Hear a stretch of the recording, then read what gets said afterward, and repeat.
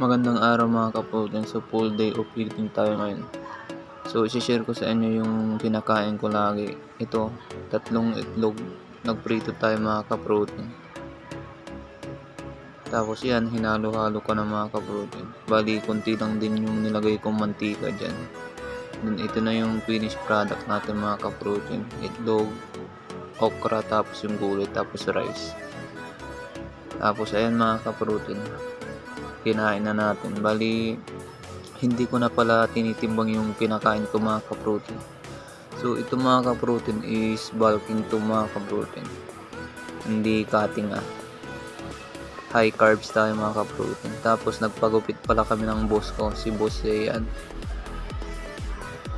Tapos sinunod na din ako mga kaprotin na ginupitan. Then nung pag-uwi namin mga kaprotin, nagluto ako ng chicken meal ko. Ito yung chicken meal ko mga kaprotin, chicken breast, nilagyan ko lang ng asin. Tapos niluto ko lang din pala sa air fryer. Hindi ko siya piniprito kasi mamantika. Tapos ito na yan, chicken breast, tapos kamatis, tapos rice. Yan yung chicken meal natin mga kaprotin. Yan.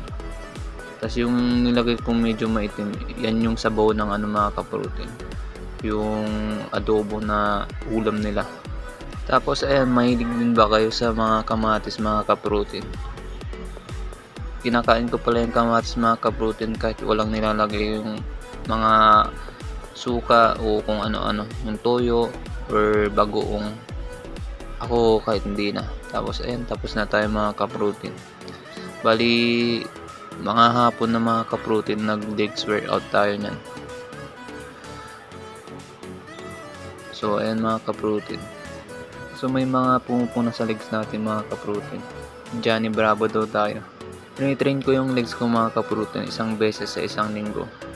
Hindi mo naman yan pwedeng i-train ng araw-araw kasi hindi na yan makakapag-recover. So matangkad kasi tayo mga kaprotin, 5'11", kaya medyo manipis talaga ang legs natin. Tapos pagkatapos kong mag-workout mga kaprotin, ito yung mga post-workout meal ko. Yan, niluto na din natin. Oats, tapos peanut butter. Tapos ito na, tapos na mga kaprotin, ihahalo ko na lang. Yan, umusok-usok pa. Tapos ito na mga kaprotin, oats tapos peanut butter yan. Yan yung kinakain ko madalas mga kaprotin pagkatapos kong mag-workout or hindi pa ako nag-workout. Yan na yung kinakain ko. Ginagawa ko siyang post-workout meal or pre-workout meal kasi goods naman yan. Pwede mo siyang gawing pre-workout meal kasi high carbs naman yan. Tapos yun mga kaprotin, biglang umulan nung hapon. Nag-basketball tayo. Yan bang, yes sir.